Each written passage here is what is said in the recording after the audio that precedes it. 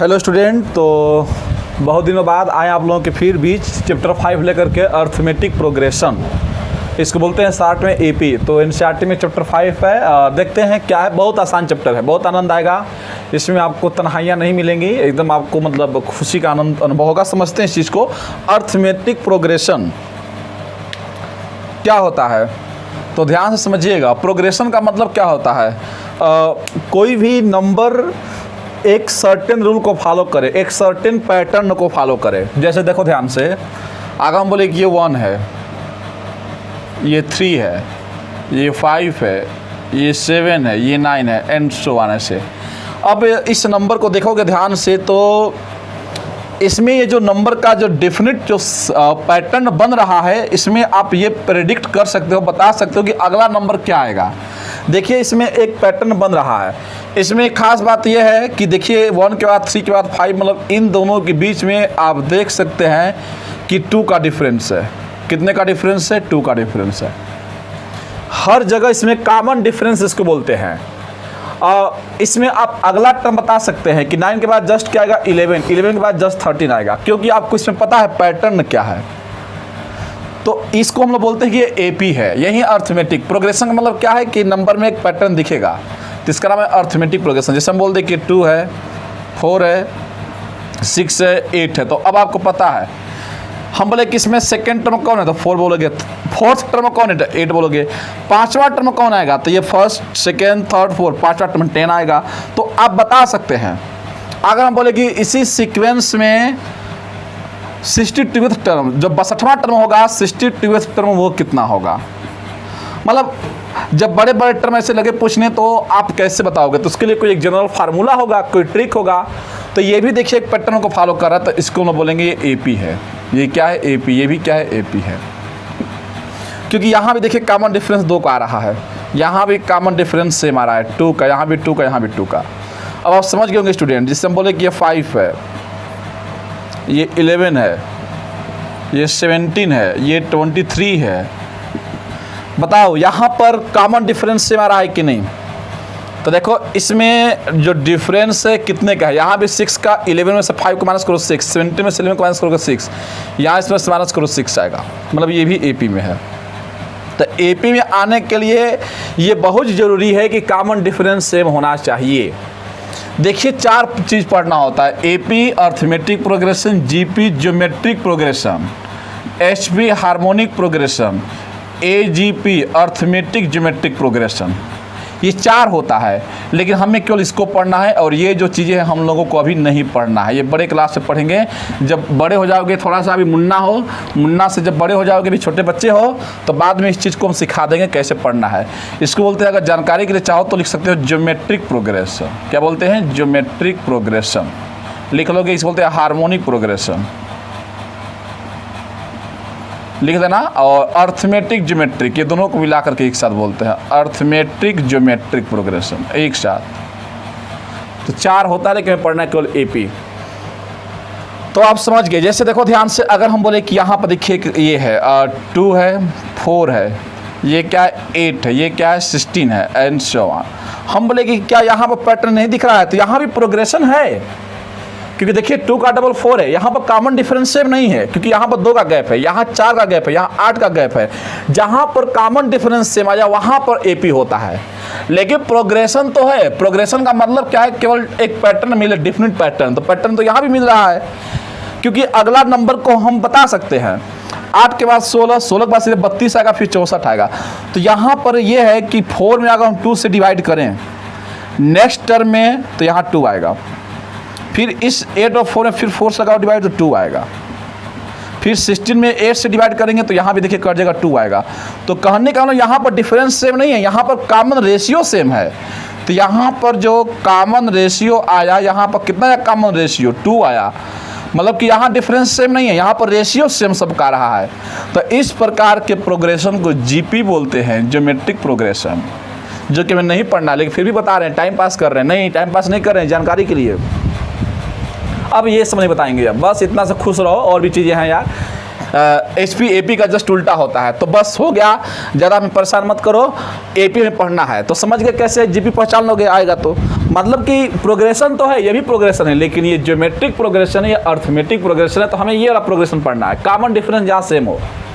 तो बस बच्चे, बहुत चीज़ें हैं इस ज़माने में, बहुत चीज़ें हैं और बहुत कुछ पढ़नी होती हैं, कभी गम में, कभी दर्द में, हर चीज़ में, लेकिन पढ़ना पड़ता है, आगे बढ़ना पड़ता है। तो अभी पढ़ेंगे हम लोग AP अर्थमेटिक प्रोग्रेशन।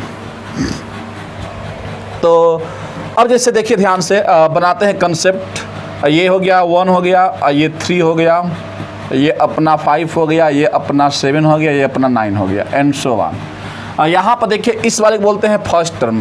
क्या बोलते हैं? First term.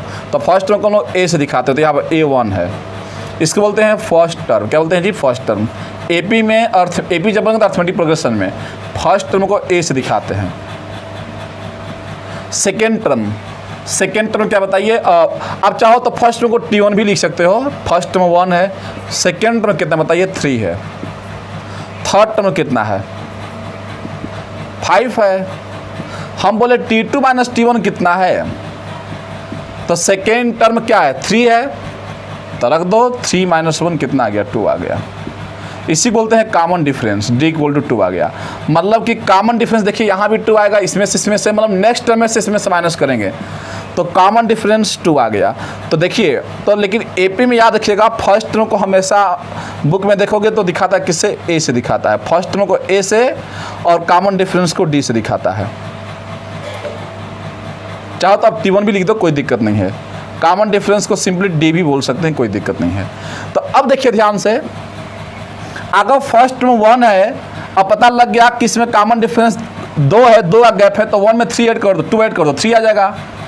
पता लग ही गया कि इसका कॉमन डिफरेंस 2 है, फिर बोले 2 ऐड कर दो तो 5 आ जाएगा, फिर 2 ऐड कर दो 7 आ गया। तो कहने का मतलब कि अगर आपको कॉमन डिफरेंस पता लग गया, तो अगर हम बोले कि फर्स्ट टर्म A है तो सेकेंड टर्म कैसे लगेगा? जब A में D को ऐड कर दोगे तो A plus D second term, फिर अगला टर्म में क्या आएगा? फिर D ऐड कर दो। कॉमन डिफरेंस को हम लोग जनरल, ये जनरल बात कर रहे हैं, इन जनरल फॉर्म में। अगर फर्स्ट टर्म को A बोलेंगे तो सेकेंड टर्म में क्या आएगा? तो एक ऐसा AP जिसका फर्स्ट टर्म में A है और कॉमन डिफरेंस D है, तो उस AP का पहला टर्म A होगा, तो सेकेंड टर्म में क्या होगा? A प्लस D होगा, थर्ड में A प्लस 2D होगा, फिर A प्लस 3D होगा, ऐसे एंड सो ऑन। तो ये बन गया AP। तो ये AP में जनरल फॉर्म होता है। AP में किसी भी AP को आप बनाते हो तो ऐसे ही बनाते हो। कैसे बनाते हो? अगर फर्स्ट टर्म पता है और कॉमन डिफरेंस पता है तो बस कॉमन डिफरेंस को ऐड करते जाओ, अगला टर्म आपका आता जाएगा। जैसे यहाँ पर 1 में 2 ऐड किया, 3 में 2 ऐड किया, 5 में 2, तो वैसे D, फिर 2D 3D। समझ गए हो कैसे हुआ? तो इस तरह से AP में ऐसे लिखा जाता है, जनरल टर्म AP में ऐसे लिखा जाता है। अब जैसे देखिए यहाँ पर एक मन में लड्डू फूटता है कि कोई अगर AP जैसे दिया है, सपोज दैट हम आपके सामने एक AP लिख रहे हैं, यहाँ पर 5 है, यहाँ पर 9 है, यहाँ पर 13 है, 17 है। अब हम बोले कि चलो इस AP का तीसरा टर्म, पहले AP है कि नहीं बताओ? AP है कि नहीं? है, क्योंकि देखिए 4 का गैप है। इस AP का चौथा टर्म बताओ, तो ये पहला है, दूसरा 17 है। हम बोले इस AP का 5वां टर्म बताओ, 5वां टर्म बता दोगे कैसे? 4 ऐड कर दो ना, 4 का गैप है, तो 17 4 21 हो जाएगा। 6वां टर्म बताओ, तो 21 4 25 हो जाएगा। लेकिन इस AP का हम बोले कि चलो आप बताओ 60th टर्म, 60वां टर्म। अब बताओ, अब नाटक हो जाएगा, मजाक हो जाएगा। अब कैसे करेंगे? तो अब आवश्यकता पड़ेगी फार्मूला की, इसका फार्मूला का। देखिए कैसे बनता है फार्मूला, बहुत आसान है। अब निकालेंगे, फाइंड करना है इसका 60th टर्म। बोला फाइंड करो इसका 60वां टर्म क्या होगा। अब कैसे फाइंड करेंगे? तो पहले बना लेते हैं फार्मूला इसका। देखिए यहाँ मान लेते हैं कि एक AP का पहला टर्म A है, दूसरा क्या बताइए? A प्लस D है। पता है, लेट कर लेते हैं कि एक AP है जिसका फर्स्ट टर्म A है। लेट कर लेते हैं एन AP है फर्स्ट टर्म A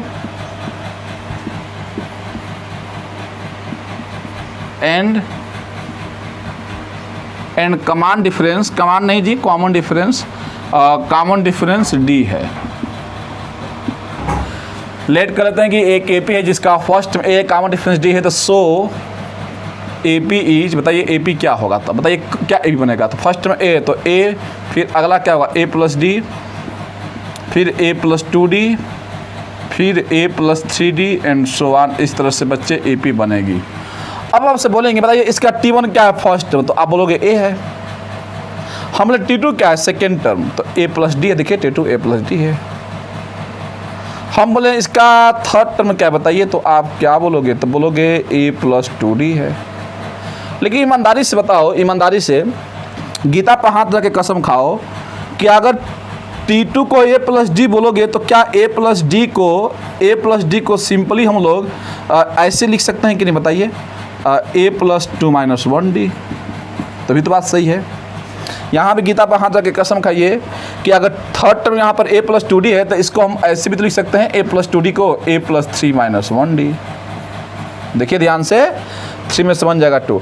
तो कहने का मतलब कि अगर हम T4 बोले तो यहाँ बताओ T4 कितना होगा, फर्स्ट सेकेंड थर्ड, ये T4। A प्लस 3D है तो A प्लस 3D है तो इसको हम लोग A प्लस सीधे यहाँ से बताइए क्या लिखेंगे, 4 माइनस 1D भी तो लिख सकते हैं, क्या दिक्कत है। अरे देखो ध्यान से, A प्लस 4 है तो 4 से माइनस करेंगे, 3 है तो 3 से माइनस किए, 2 है तो 2 से माइनस किए। तो अगर हम बोले कि इसी AP का अगर हमें nth टर्म निकालना है, TN टर्म, nth टर्म, तो क्या होगा, A प्लस 4 है तो 4 से माइनस करेंगे, 3 है तो 3 से माइनस किए, 2 है तो 2 से 1 माइनस किए, तो n है तो किससे माइनस करेंगे, n माइनस 1D। तो ये आपका हो जाएगा। इसको थोड़ा दिख रहा है कि नहीं। तो देखो स्टूडेंट, यहाँ पर क्या करेंगे हम लोग कि यहाँ पर दिख नहीं रहा होगा, ये जो T4 है यहाँ पर थोड़ा सा नीचे लिख देते हैं। यहाँ पर देखिए, अब बताइए यहाँ पर कि जब n रहेगा, TN रहेगा तो क्या होगा, डॉट डॉट डॉट यहाँ पर लिख रहे हैं। अगर 4 था तो 4 से माइनस, तो अगर TN रहेगा तो क्या हो जाएगा, A plus n minus 1D हो जाएगा। तो यही होता है AP में nth टर्म का फार्मूला। AP में nth टर्म निकालने का ही फार्मूला होता है। इसको लोग AN भी लिखते हैं। TN को कभी कभी बुक में देखोगे तो AN लिखा जाता है, मतलब इसको A1 मानेंगे, इसको A2 मानेंगे, ऐसे मानते हैं। तो AN equal to A plus n minus 1D। जैसे भी लिखो कोई दिक्कत नहीं है, हम TN ही लिखना पसंद करते हैं ज़्यादा, क्योंकि nth टर्म मतलब T। तो ये हो गया AP में nth टर्म का फार्मूला। यहाँ A क्या बताइए, फर्स्ट टर्म है, A क्या है, फर्स्ट टर्म। D क्या बताइए, इसमें कॉमन डिफरेंस, इस फार्मूले में D क्या है, कॉमन डिफरेंस है। n क्या है आपका, नंबर ऑफ टर्म है, नंबर ऑफ टर्म। ये इस फार्मूले में इन्फॉर्मेशन मिल गया। तो इस तरह से AP का हो गया जनरल टर्म निकालने का फार्मूला। समझ गए कैसे किए हैं। AP का ये फर्स्ट टर्म रिप्रेजेंट करेगा, ये सेकेंड टर्म, ये थर्ड टर्म, ये फोर्थ टर्म। तो कैसे बना फार्मूला प्रूफ करवा दिया। कैसे प्रूफ करवाएं, देखिए T1 A है, T2 क्या है, A प्लस D है, तो T2 को हम लोग A प्लस 2 माइनस 1D भी लिख सकते हैं। T3 है तो T3 क्या है, A प्लस 2D है, तो इसको कैसे लिख सकते हैं, A प्लस 3 माइनस 1D। तो 3 है तो 3 से माइनस, 4 है तो 4 से माइनस, तो n है तो n से माइनस। तो बन गया TN का फार्मूला, सिंपल एकदम। अब इसी फार्मूले का हम लोग यूज करके देखिए निकालते हैं हम लोग, इस क्वेश्चन को करते हैं जो दिया गया था। अब इसमें बोला गया है कि फाइंड करना आपको 60 टर्म। कैसे फाइंड करोगे देखिए, तो 60 टर्म फाइंड करने के लिए क्या करेंगे, तो TN इक्वल टू यहाँ पर देखिए लिखे हैं formula A plus n minus 1D। तो 60 और 60वां टर्म, तो यहाँ 60 रख दीजिए, T60। तो यहाँ भी हो जाएगा आपका A प्लस A कितना है, फर्स्ट टर्म 5 है, यहाँ 5 हो जाएगा, 5 प्लस n माइनस 1। n कितना आपका 60 है, n यहाँ पर क्या कहेंगे 60, तो 60 माइनस 1 इंटू D कितना बताइए ना, D मतलब क्या कॉमन डिफरेंस है ना। तो यहाँ पर कॉमन डिफरेंस कितने का है, कॉमन डिफरेंस कैसे निकालते हैं, नेक्स्ट में से पहले को माइनस कर देंगे। तो D निकालो, तो 9 में से 5 जगह कितना आ गया, 4 आ गया। यहाँ भी करोगे माइनस तो 4 ही आएगा, कहीं भी करो 4 ही आएगा। याद रखना पहले में से मत माइनस करना, नेक्स्ट में से प्रीवियस को माइनस करते हैं। तो ये हो गया 5 प्लस 60 में से 1 जाएगा 59 इंटू 4, करो मल्टीप्लाई कितना होगा, 5 प्लस 236, तो यहाँ से ऐड कर लो 241 हो जाएगा। देखो ये ऑड टर्म आ रहा है, ये ऑड ही तो है, ये जो आ रहा ऑड ही है, तो यहाँ भी ऑड ही आ रहा है, तो 241 होगा 60वां टर्म इसका। तो इस तरह से हम लोग करते हैं, आप इसको नोट कर लीजिए।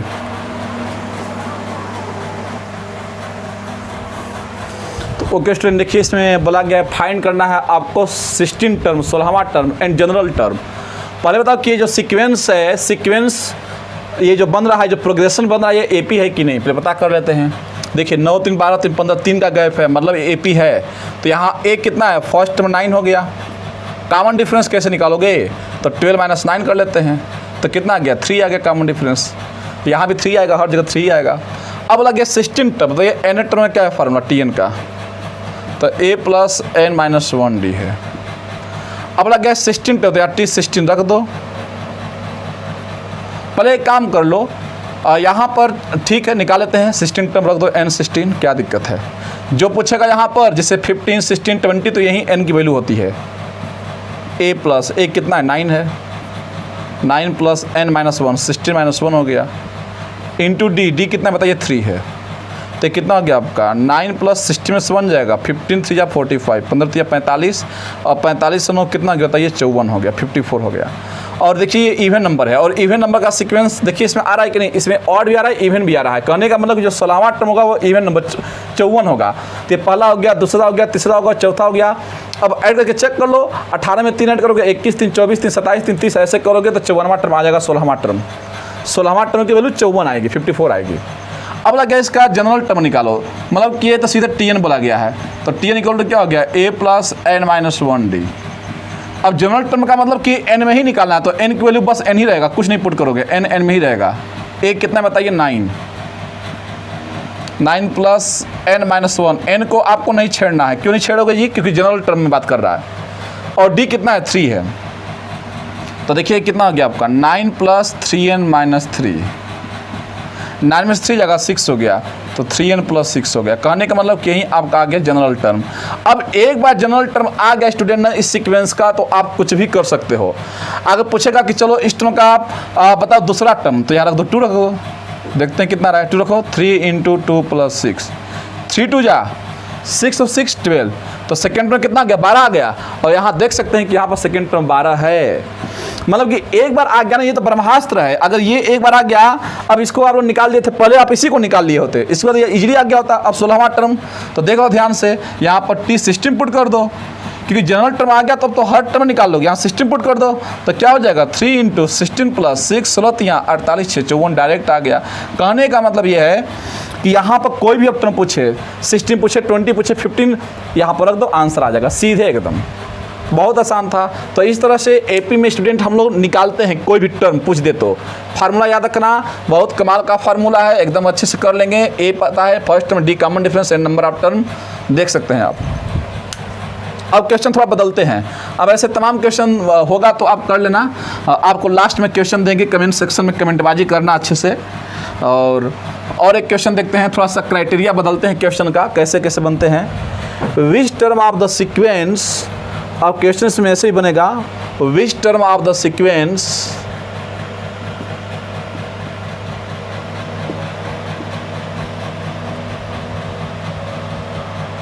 Which term of the sequence या प्रोग्रेशन बोलो। अब क्या सीक्वेंस देखिए, which term of the sequence 72, देखिए दो की वैल्यू इसमें घट रही है, 68 2 घट रहा है इसमें, और इसमें क्या दिया है 66 = 40। बोला गया है इस सीक्वेंस का कौन सा टर्म जो होगा वो 40 होगा। मतलब इस सीक्वेंस का 5वां टर्म 40 होगा कि दूसरा टर्म, वो कौन सा टर्म होगा जो 40 होगा। पहले तो ये सोचो कि क्या इस सीक्वेंस में कभी 40 आएगा, थोड़ा दिमाग लगाओ। हाँ आएगा, क्यों, देखिए 72 से 70 68 66, पहले तो ये एपी है कि नहीं, एपी है। अब देखिए इसकी वैल्यू लगातार घट रही है, तो एक समय ऐसा आएगा कि 40 भी आएगा। तो आखिर वो 40 कौन सा टर्म होगा, ये तो पहला टर्म है, ये दूसरा है, ये तीसरा, चौथा, पांचवा, ऐसे कौन से टर्म पर 40 होगा, वही टर्म निकालना है। तो अब देखिए विच टर्म बोला गया है, मतलब n निकालना है। तो क्या करेंगे, देखिए ध्यान से, इसमें एक कितना है बोलिए पहले, ए इसमें कितना है 72 है, फर्स्ट टर्म 72 है। डी कितना है, डी 2 है कि -2 है। डी कैसे निकालते हैं, पहले में से कि नेक्स्ट में से, तो 70 - 72 कर लेंगे। याद रखना हमेशा नेक्स्ट में से प्रीवियस को माइनस करते हैं। तो 70 में से करेंगे -2 आ गया, डी -2, देख भी रहे हो घट रहा है, 2 से घट रहा है ना, तो डी -2 आ गया। ए पता लग गया, डी पता लग गया। Which term of the sequence, तो लेट कर लेते हैं, लेट nth टर्म = 40। मानते हैं कि nth टर्म रहा होगा 40, 7वां 8वां 9वां जो भी, तो Tn इक्वल टू क्या था फार्मूला, a + n-1d। मान लिया है कि nth टर्म होगा, nth टर्म कितना है 40, बोल देना कि nth टर्म ही 40 होगा, तो Tn 40 ले लिया है। ए कितना बताइए 72 प्लस n तो निकालना है कि वो कौन सा होगा टर्म, और डी कितना आपका -2 है, तो इस तरह से ब्रैकेट में लिख दोगे -2 है। तो देखो स्टूडेंट कैसे कि जब भी ऐसा क्वेश्चन बने कि which term of the sequence is this, तो लेट ये है कि nth टर्म होगा 40, तो nth टर्म की वैल्यू 40 हो गई, ये पता है, n निकालना है आपको। तो देखिए क्या करेंगे, 72 को इधर भेज दो, तो ये हो गया आपका 40 - 72 हो गया। अब क्या करेंगे, देखिए अब -2 का n में कर दोगे तो -2n हो जाएगा, माइनस माइनस प्लस 2 1 जा 2, 40 - 72 आज के दिन कितना होगा बताइए जल्दी से, तो 40 60 कितना होगा जी, 40 20 32 होगा क्या, -32 हो जाएगा, और +2 आएगा तो -2 हो जाएगा, equal to -2n, -32 - 2 -34 equal to -2n, minus से माइनस मर भी जाएगा, तो 2 नीचे आ गया तो n कितना आ गया, कट जाएगा 17। कहने का मतलब इस एपी का, इस प्रोग्रेशन का जो 17वां टर्म होगा वही 40 होगा। चेक कर लो अब लोग कैसे, गलत है कि सही है, तो निकाल लेते हैं 17वां टर्म कितना आएगा, तो Tn इक्वल टू क्या था फॉर्मूला बताइए, a + n - 1d, निकाल लेते हैं 17वां, रख दो यहाँ पर, t 17 कितना रहा है, तो a कितना है बताइए, a कितना है 72 है, n क्या है 17 - 1 और d कितना है बताइए -2 है d। चेक कर रहे हैं ये फील के लिए, फील बस आएगा इससे, गलत है कि सही है, तो ये हो गया आपका 72 अब प्लस माइनस 17 में से 1 आएगा, 16 गुना के 32, 72 में से जब 32 जाएगा तो 40 ही आएगा, मतलब 17वां टर्म देखिए 40 आ रहा है फार्मूले से, मतलब कि वो 17वां टर्म ही रहा होगा, मतलब ये पहला दूसरा तीसरा चौथा पाँचवा छठवां 17वां टर्म जब आएगा, जब लिख कर दिखाओगे तो 17वें टर्म पर ही 40 आएगा। इसीलिए बहुत कमाल का फार्मूला है, कितना लिख कर ऐसे दिखाओगे, तो फार्मूले से निकाल लेते हैं हम लोग कि कौन सा वो टर्म होगा, तो 17वां टर्म रहा होगा। बहुत आसान है स्टूडेंट, बहुत आनंद आता है करने में, एपी बहुत ही अच्छा चैप्टर है, पूरे दुनिया का दर्द इसी में छिपा है, एकदम सब निकल जाता है, दर्द और गम आंसू बनकर गिर जाते हैं और ज़िंदगी एकदम साफ दिखाई देने लगती है, सब कुछ इसमें है, सुबह है शाम है, घबराना नहीं है, एकदम अच्छे से आपको सफलता मिलेगी, दुनिया का सारा कुछ इसी में है। देखो जी और देखते हैं इसमें क्या है, क्वेश्चन लगा है which term of the sequence, एक और क्वेश्चन खेल लेते हैं, which term of the sequence, which term of the sequence, वैसे ही क्वेश्चन दे रहे हैं, 4 9 14 19, देख लीजिए पहले एपी बना रहा है कि नहीं है, इज 124 इज 124,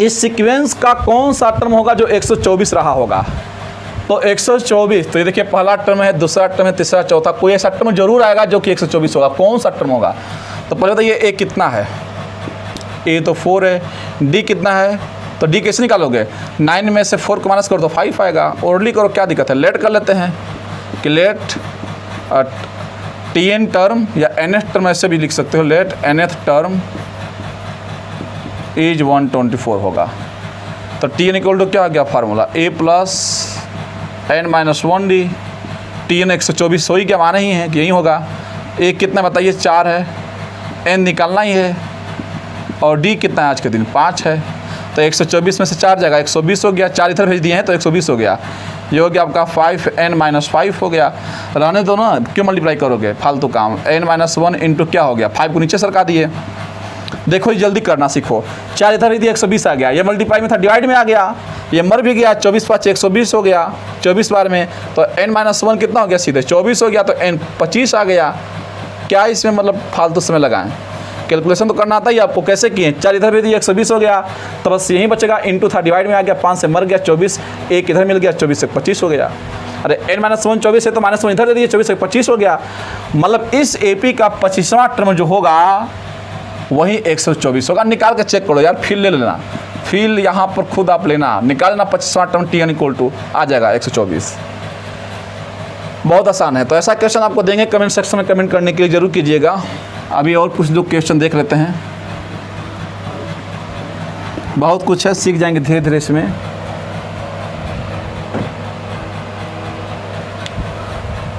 बोला गया क्वेश्चन में इज 184 क्या 184 जो होगा, और टर्म ऑफ द सीक्वेंस, और टर्म ऑफ द सीक्वेंस 3 7 11 बोला गया है कि क्या 184 जो होगा वो टर्म होगा इस सीक्वेंस का, मतलब इस सीक्वेंस में 184 आएगा। तो पहले तो अब गधे बच्चे क्या करेंगे, इसको करेंगे, और अच्छे बच्चे क्या करेंगे, दिमाग लगाएंगे। अरे गधो, अरे बच्चों, यहाँ पर 3 और 4 7 4 11 4 15, इसमें तो कोई भी टर्म आएगा ऑड ही आएगा। अब 184 बोला है, ये तो इवन है, तो ऐसे भी लिख सकते हैं। नो, नहीं होगा। क्या करने की आवश्यकता है, नो, ये होगा ही नहीं। लेकिन सिस्टमेटिक अप्रोच क्या करने का, पहले तो ये लॉजिकली दिमाग से सोच लिए। भगवान इतना तो अक्लमंद दिया ही दिमाग हम लोगों को कि इस सीक्वेंस में कभी इवन नंबर आएगा क्या। तो बोला कि क्या 184 जो होगा कोई टर्म होगा, नहीं 184 पर इसमें आएगा ही नहीं। ये ऑड का सीक्वेंस चल रहा है, तो इवन कहाँ से आएगा, कहाँ से आएगा। तो नो आंसर हो गया। लेकिन सिस्टमेटिक अप्रोच क्या है, तो इसको कैसे करेंगे। तो लेट कर लेते हैं कि ये भी एन टर्म होगा। अब देखते हैं कि वो जो लेट किए हैं वो गलत है कि सही है। तो लेट कर लेते हैं कि जो एन टर्म है वो 184 होगा। एन टर्म 184, लेकिन अभी ये गलत है कि सही भी नहीं पता, मैं बस लेट किया। अभी ये हो सकता है जम्सन गलत भी हो। तो एक कितना बताइए, A3 है, और डी कितना है, 4 है। देखिए 7 में 3 जगह 4, तो Tn इक्वल टू देख लेते हैं थोड़ा सा, A plus n minus 1D, D निकालते हैं। Tn क्या 184 लेट किए हैं। A कितना है, 3 है, n माइनस 1D, डी कितना है बताइए, D है 4।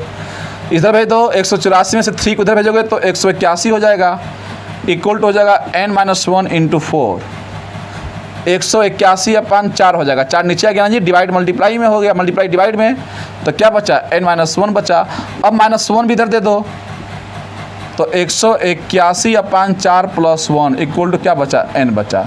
कहने का मतलब कि ये 181, 4 एलसीएम ले लो तो 4 एकम 4 4 हो जाएगा। पहले तो यहाँ से दिमाग लगाओ कि ये 185/4, क्या ये कटेगा, क्या ये कटेगा ही नहीं। और n क्या था इसमें, n फार्मूले में क्या लिखवाए थे, नंबर ऑफ टर्म। क्या नंबर ऑफ टर्म को फ्रैक्शन में आएगा क्या, नहीं। अरे नंबर ऑफ टर्म का मतलब क्या है, ये फर्स्ट टर्म है, ये सेकेंड टर्म है, थर्ड टर्म है। जब भी आप बोलते तो ऐसे बोलते ना कि फर्स्ट, कि सारे फर्स्ट टर्म बोलते हो, सारे सेकेंड टर्म नहीं। First term, second term, third term, fourth term, 5 term.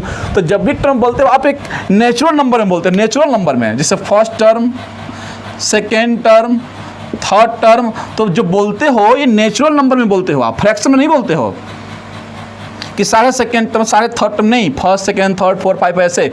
लेकिन ये आ गया फ्रैक्शन में, तो value of n does not exist. इस तरह से n एग्जिस्ट करेगा ही नहीं। तो जब इस तरह से जब भी n के वैल्यू फ्रैक्शन में आ गई तो जरूर बता देना कि नो 184 इसका कोई सीक्वेंस टर्म होगा ही नहीं सीक्वेंस का। अगर n की वैल्यू एक होल नंबर आ गई नेचुरल नंबर में तो ये बोलोगे इसका होगा। तो आंसर क्या होगा, लिख देंगे so n equal to 185/4 does not exist. ये एग्जिस्ट करेगा ही नहीं, कहाँ से एग्जिस्ट करेगा, क्योंकि टर्म तो हमेशा आप बोलते हो फर्स्ट, सेकेंड, थर्ड, फ्रैक्शन में नहीं बोलते हो आप। तो डज नॉट एग्जिस्ट, हेंस लिख देना, हेंस 184 इज नॉट क्या, not a term of sequence, not a term of sequence लिख लेना। वैसे भी लॉजिकली सोच रहे थे कि ये चल रहा था ऑड का पैटर्न और ये इवन कभी हो नहीं सकता। लेकिन हाँ, अगर मान लो यहीं पर 183 बोल दिया था तब क्या करते, तब तो ये ऑड था, तब चेक करना पड़ता। इसीलिए तरीका समझो पहले, तरीका। तो ये तरीका है कि जब भी ऐसे क्वेश्चन आए कि क्या ये इसका कोई टर्म होगा इस सीक्वेंस का, तो पहले बोल देना कि ये मान लेते हैं कि ये है। अब बाद में हम लोग देखें कि फ्रैक्शन में आ गया, so it is not a term of the sequence. अगर ये कट करके होल नंबर में आ जाएगा तो ये होगा। ऐसे इसका आंसर दिया जाता है। तो एक दो और क्वेश्चन करेंगे, ये सब दिमाग में चढ़ जाएगा। ये बातें हैं अभी चढ़ती नहीं है, जब चढ़ जाती हैं तो कभी उतरती नहीं है। इसकी खुमारी आ जाएगी, जब खुमारी चढ़ेगी ना, एक खुमारी होता है, एक नशा होता है। तो नशा जल्दी उतर जाता है, खुमारी क्या होता है, थोड़ा सा कुछ देर तक छाया रहता है। तो इसकी खुमारी छाएगी, आप लोगों को खुमारी छाएगी, परेशान आपको नहीं होना है।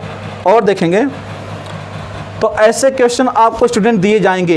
एक क्वेश्चन और देते हैं, वैसे कुछ क्वेश्चन आपको हम देंगे करने के लिए और आपको करके बताना होगा। अब से देखिए पूछा क्वेश्चन दे रहे हैं, कमेंट सेक्शन में कमेंट करना, क्योंकि थोड़ा टाइम देख ले कितना हो गया है। हाँ जी चलो ठीक है, 18-20 मिनट का बनेगा वीडियो। और ये क्वेश्चन आप लोग खुद कीजिएगा। फाइंड करना है 10th term, find 20th term, 20वां टर्म फाइंड करो, 10 नहीं 20वां टर्म ऑफ एपी। यहाँ प्यारी सी एपी आपको दी गई है 1 4 7 10। एक और क्वेश्चन दे रहे हैं 18 टर्म फाइंड करना है, 18 टर्म ऑफ एपी। क्या एपी है? ये एपी थोड़ा खतरनाक है, कुछ खतरनाक नहीं बस मजाक है। √2 3√2 5√2। ये भी देखिए एपी है कि नहीं। कैसे? फर्स्ट टर्म है, कॉमन डिफरेंस देखो कैसे निकालोगे जी। तो 3√2 में से √2 को कैसे माइनस करोगे? कोरा माइनस, तो यहाँ पर 1 होता है तो 3 में समझ जाएगा, 2√2 आ गया। अब यहाँ देखो 5√2 है, अब माइनस 3√2 है, तो 5 में से 3 जाएगा 2, तो 2√2 आ गया। मतलब कॉमन डिफरेंस से आ रहा है कि नहीं आ रहा है, मतलब ये एपी में है तो कॉमन डिफरेंस पता लग गया, 2√2 ये पता लग गया। निकाले ना 18वां टर्म में क्या होगा, जवाब देना। एकदम हम आपका जवाब सुनेंगे, जो नहीं जवाब देगा वो समझ लो झूठा है, वो पढ़ नहीं रहा है। और भी कुछ क्वेश्चन दे रहे हैं। क्वेश्चन लग गया है which term of the sequence, इसको अच्छे से कीजिएगा। Which term of the sequence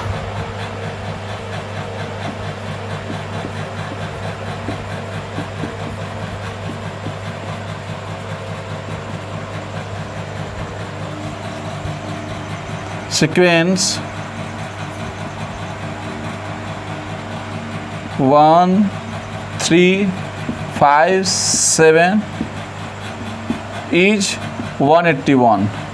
बोला गया इस सीक्वेंस का कौन सा टर्म जो होगा वो 181 होगा। निकालिएगा तो थोड़ा सा कौन सा टर्म होगा, तो ऐसा क्वेश्चन करवाए हैं।